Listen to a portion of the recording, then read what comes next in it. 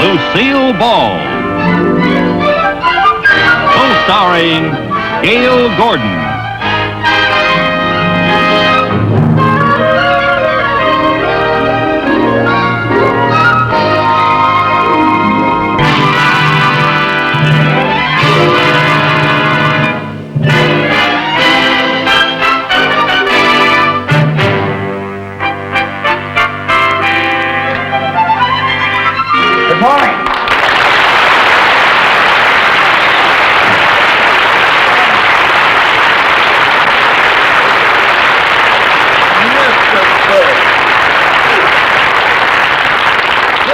Sit down, Mr. Burns. Now then, what can I do for you? I stopped by to pick up my dividend statement. Ah, yes. Well, my secretary has your file. She'll be right back. Fine.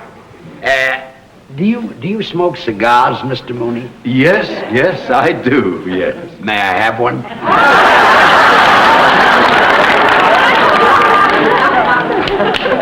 Thank you. Jack Benny always pulls that on me. Very fun. Well, you know how that is. Some actors have to be on all the time.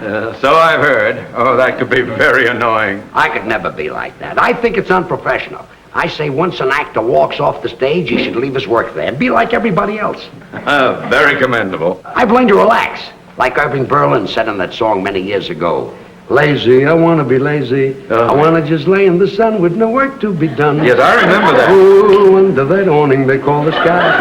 It was a very stretching and yawning, and let the world go drifting by. Yes, well, I want to peep in the deep tangled wildwood, counting sheep while I sleep, like a child would, with a great big valise full of books to read while it's peaceful, while I'm killing time, being lazy now, Mr. Mooney.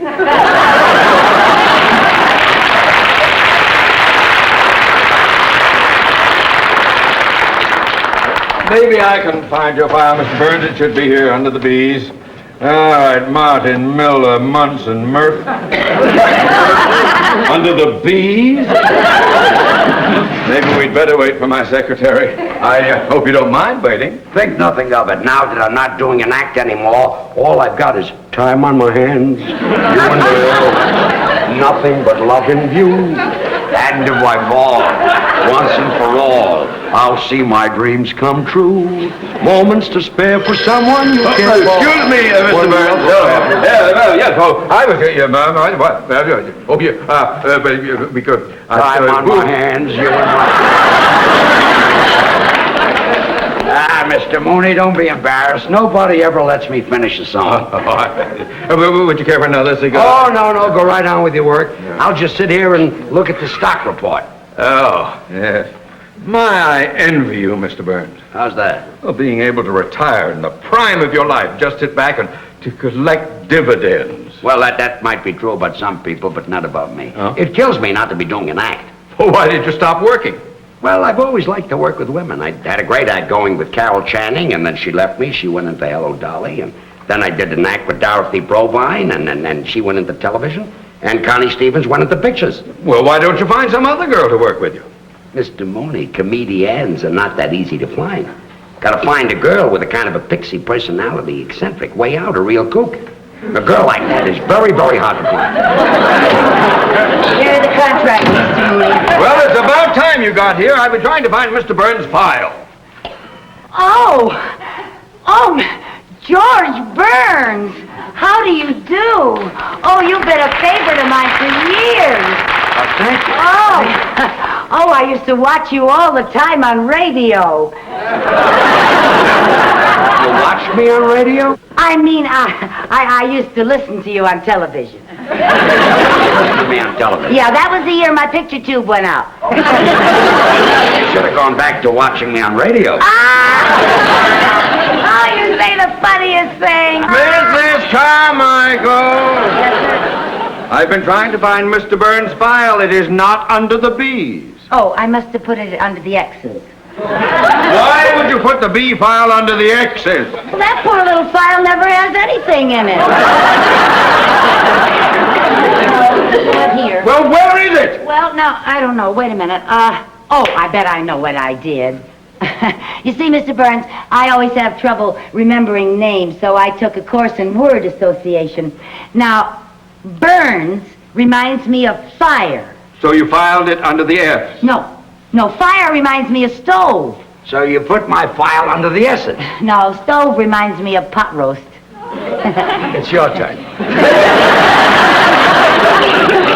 You filed it under the P's? No, pot roast reminds me of noodles. Mrs. Carmichael, you're making me angry. Making me hungry. And noodles reminds me of my mother. Your turn. Noodles remind you of your mother? Yeah, she made the best noodles, and I bet that's where I put your file. Under noodles. No, under gravy. Mrs. Carmichael, I don't know what I'm going to do with you. I know what I'm going to do with her. Start a whole new career. Mrs. Carmichael. Yes, sir. Have you ever thought about going on the stage? Oh, my life. How would you like to do an act with me? Oh, Mr. Burns, you can't be serious. I know it. That's why I want to get back on the stage. Oh, What do you say?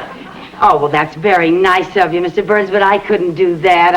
I couldn't quit my job here. Why not? Because it wouldn't be fair to you, Mr. Mooney. You need me. Good help is hard to find. Well, I'd be delighted to start looking. Now, Mrs. Carmichael, this is a great opportunity for you to make a lot of money. Yes, I know it does sound like a wonderful opportunity. Yes. Oh, and you know, today, my horoscope said that my whole future was going to take a turn for the better. So did mine. How much would I make? Well, it's unprofessional for an artist to discuss money. Oh. That's usually handled by your agent or someone who handles your financial matters. Well, Mr. Mooney usually handles all my financial things. Yes, and I'd be delighted to represent you in this matter. Would you? Yes, indeed. For the customary 20%. 10% is customary. Oh, 10. Oh, yeah. Well, you see, I'm new to show business. You two talk it over, and when you decide on what you want, you can get together with my agent. Fine. Here's my address. Be at my apartment tonight, and we can start rehearsing. Your apartment? Nice and quiet there, and nobody will bother us. Well, I hardly know you, Mr. Burns, and going to your apartment, you in show business and all. Mrs. Carmichael, you don't have to worry about a man like Mr. Burns. She does, too. I didn't mean that you aren't a gentleman, Mr. Burns. I just meant that... Well, I meant you're a man, and if I go to your apartment, people might talk. What people? There won't be any people there. And when I talk, nobody believes it anymore. Good night. Okay, Goodbye, Mr. Mrs. Burns. Carmichael. Well, thank you. Goodbye, Mr. Mooney.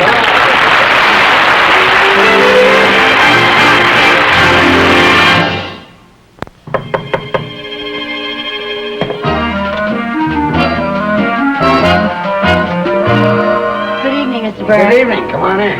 Thank you. Oh, what a lovely apartment. Well, I'm glad you like it. Oh, it's so beautiful. Are you ready to try a little rehearsal? Oh, yes. I can hardly wait to find out what I do on the stage. First, you've got to learn how to get on the stage. Oh, yes, sir. See, making an entrance is very important. Oh. Now, let's see. Where are we? That'll be the wings right there. Oh, uh-huh. Now, this will be center stage. Yes, sir. Yeah. Is that the audience out there? That's the audience. Okay. Now, we're introduced over the house mic. Oh, are we? Ladies and gentlemen, here they are, George Burns and Lucy Carmichael. Now, the orchestra plays our entrance music. Oh, what is our entrance music? Some of these days. Oh! Now, let's make our entrance. Let's go into from the- over here. Now, you walk out just like I do. Yes, sir. Okay. Yes, sir. Now, here they are, ladies and gentlemen, George Burns and Lucy Carmichael. Now, there's music, and I'm walking out, and I'm bowing, and I get to the center of the stage, and when I get to the center of the stage... I'm sorry, Mr. Honey, you walked out too fast. Oh, well, I guess I've waited so long to go on stage that I was kind of in a hurry. You belong over here. Oh, over here? Over there. Oh. That's it. Now, we'll stop. Yes. Well, Lucy, say hello. Hello. Not to me, to the audience. Oh. Hello. Don't look down at the audience. The people in the back can't see you. Oh. Hello. Now, I'll tell you a little trick. Especially when you're new and you might be self-conscious. You look out at the audience, but you don't see them. You sort of look past them. Oh. Well, now, well, Lucy, say hello. Hello. Very good. Oh, thank you. Do that again. Hello. What's that? What is that business? Oh, a little curtsy. Yeah, well, I saw Ginger Rogers do that on the Late Late Show last night. Yeah, I saw her on the show. She's my favorite. My very favorite. Look, she's very good. Yeah, Fred Astaire was in the picture, too. It was a wonderful picture. You know, at the beginning of it, Fred was an ambitious young dancer playing in a show in Muncie, Indiana. Muncie. You ever been in Muncie? I was closed there. Oh. Well, Ginger Rogers is one of the chorus girls in the picture, and Fred's up there dancing away, you know, and Ginger's in back of him kicking with the girls, you know, and she accidentally kicks Fred. And the people laugh, and Fred is very embarrassed, you know. And then the girls go off stage, and Ginger starts for her dressing room, and Fred comes off stage, grabs her, and starts bawling her out. And that poor little thing is on the verge of tears. She's hurt? Not her, him. Oh, him? It hurt where she kicked him. Oh. And he tells her she's nothing but a clumsy clown with 2 left feet. And he calls her a no-talent nitwit. And then she calls him a swell-headed nincompoop. Yeah, and that's when they realize that they really love each other. It always So later that night, he goes over to her apartment to apologize for bawling her out, you know. And he knocks on the door. He knocks on the door. If that's Fred Astaire, I'm giving up cigars. Come in. Oh, good evening. Nice to see you. Hope you don't mind my dropping by. Now, I suppose you came by to transact a deal. Yes, I did, and to see how my client is getting along. Well, we've been rehearsing a little bit. Yeah, Mr. Burns is teaching me how to say hello. Hello. Oh, my, that's very good. She'll be worth a lot of money, this girl. Well, I don't discuss money. You'll have to talk to my agent. Hello. Yeah, no more. Hello? Save it until after we've made a deal. By the way, Mr. Mooney, I hope you don't think I'm taking advantage of you. How's that? Well, show business is new to you, and you'll be dealing with a man who's had a lot of experience in theatrical deals. Well, what's the difference? Money is money, and after all, a man with my vast banking and financial experience, it may be that your agent will be the one who is at a disadvantage. Oh, no. My agent is very good at money matters. Oh? Excuse me. Yes. Hello? Mr. Burns, your agent's calling. Good, put him on. Hello, George. This is Jack. Just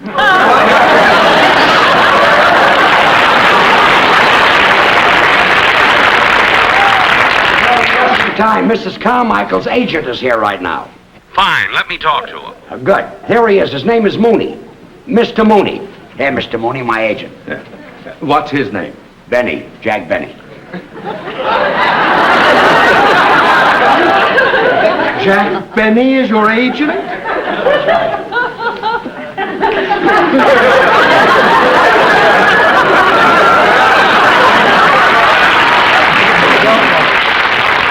We'll be fair to you. We will not. I'll handle this. You just get us booked someplace. I got you a break-in date for tomorrow night at a club in Santa Monica. We open tomorrow night at a club in Santa Monica. Oh, that's wonderful. Great. The bookers from Vegas will be in to see you, so I hope the act's good. Don't worry, she'll be fine. I mean you.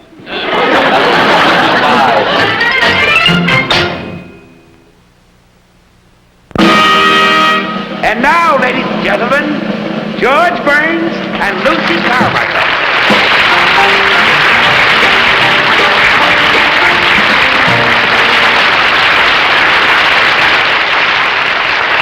Lucy, say hello. Hello. Well, now that you're on the stage, what are you going to do? Oh, Well, when I was in the beauty parlor this afternoon, I heard a wonderful joke. Would you like to hear it? It had everybody dying laughing. We'd all like to hear it. Oh, well, this one man looked up and said to the other man, "Don't ask me, I just got here myself."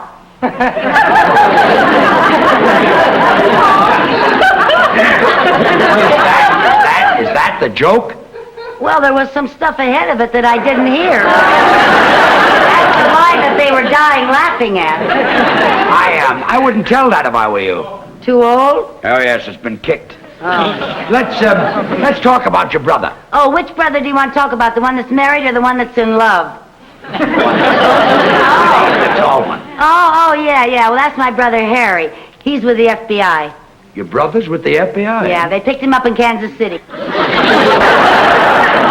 So the FBI picked him up. Well, they had to. He couldn't pick himself up. Loaded again. Yeah. Poor Harry. Hasn't your family ever tried to do something about his drinking? Well, we sent him to a psychiatrist, and the psychiatrist worked and worked to get to the bottom of Harry's drinking. And finally, he found out Harry's problem. What was it? Harry likes to drink. Well, we all have our reasons.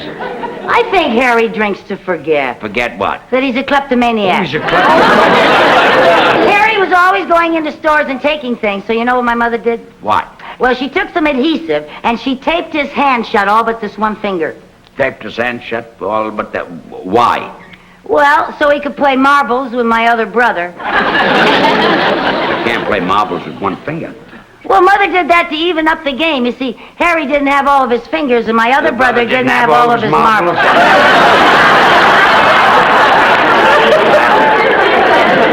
That made the game even. Yes, it did. But when your mother taped up Harry's hand so that he only had one finger, did this stop his shoplifting? Well, it helped. All he could steal were donuts. Harry likes those. That's right. It was a donut that broke Harry's back. Donut broke his back? Yeah, you see, he had a donut in his right-hand pocket, and he tried to get it out with his left hand. And broke his back? Yeah. Well, the next time he's got a donut in his right-hand pocket, tell him to try to take it out with his right hand. Well, that's kind of hard when you got your pants on backwards. He had his pants on backward? Yeah, you see, Harry had a suit with two pair of pants, and he put one pair on frontwards and one pair on backwards. So that he could walk either way. That's when the truck hit him. What truck? The truck that didn't have its lights on. Well, why didn't the man in the truck have his lights on? Well, he didn't have to. It was daytime. Well, if it was daytime, didn't the man in the truck see your brother coming? He didn't know it was my brother. Oh, he saw two pair of pants coming toward him, and he drove right between them. Well, that's our music cue.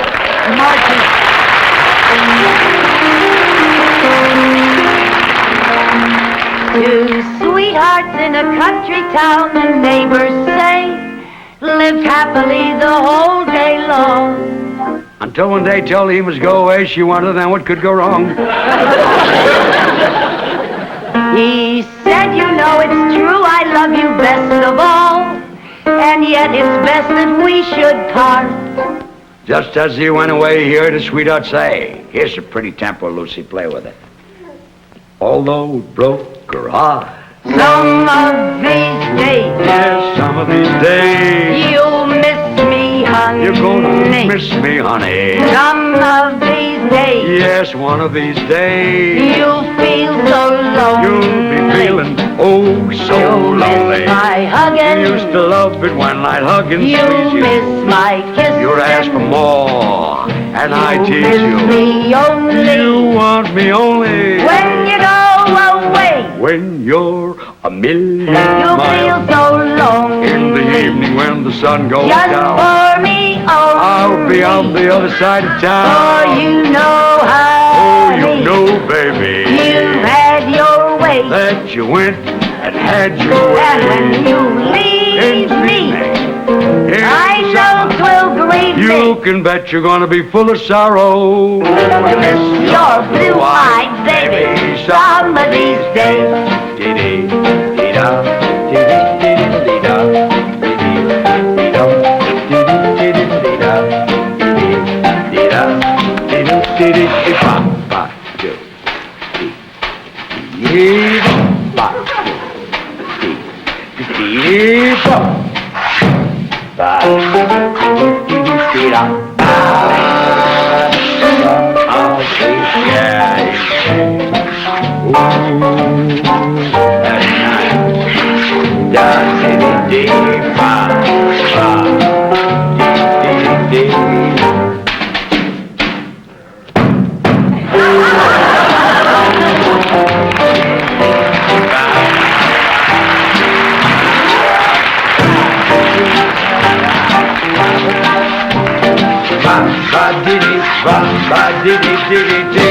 Lonely, just for me only.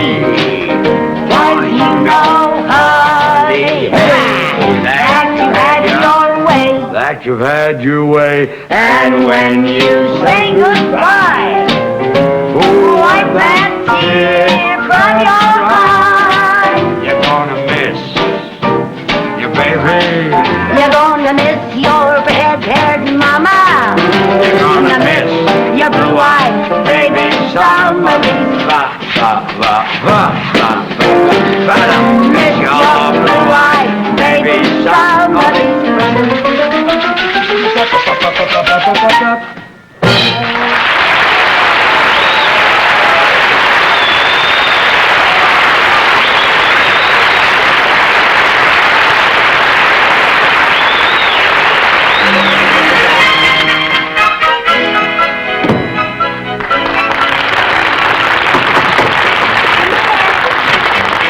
Lucy, you were just great. Thank you. Everybody out front is talking.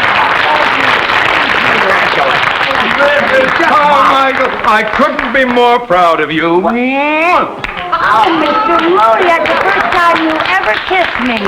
Well, banking and show business are different. You know, this girl is sensational, and the men from Las Vegas have offered $10,000 for the act. $10,000? They'll go as high as 15 if you won't sing. We'll take the 10. Did you hear that, Lucy? We're going to Vegas. Oh, that's just wonderful. You know, this is like what happened to Ginger Rogers in that picture last night. The producer saw her on the stage. She got an offer to go to Vegas, but she'd been with Fred so long that she didn't want to... Oh, Mr. Burns, I can't go. Why not? Oh, because I can't leave Mr. Mooney. But I want you to go. Oh, no, you don't. You need me. I don't need you. I want you to leave. Oh, I couldn't leave you any more than Ginger could leave Fred. Not even when Fred pretended to be mad and said things that were very nasty to make her mad. Mrs. Carmichael, please get it through your head. I want you to go with Mr. Burns. My life would be happier without you. Happier! That's just what Fred said, because he didn't want to stand in her way. But Ginger knew that Fred needed her, just like you need me, Mr. Mooney. Now. Mr. Burns, but it just wouldn't work. I couldn't be funny out on the stage thinking about Mr. Mooney back in the bank trying to get along without me. Mr. Mooney, you must be a wonderful man. How do you inspire such loyalty? I don't know what I've done to deserve this. Well, I hope you're not mad at me, Mr. Burns. What for? This is the story of my life. But what about the engagement at Las Vegas? Well, now that I don't have a girl, I guess we'll have to pass up the $10,000. Oh, I'm just awfully sorry about it, but, you know, Mr. Burns, Mr. Mooney has... What are you doing? If you think I'm going to let $10,000 go down the drain, you are crazy. Some of these days...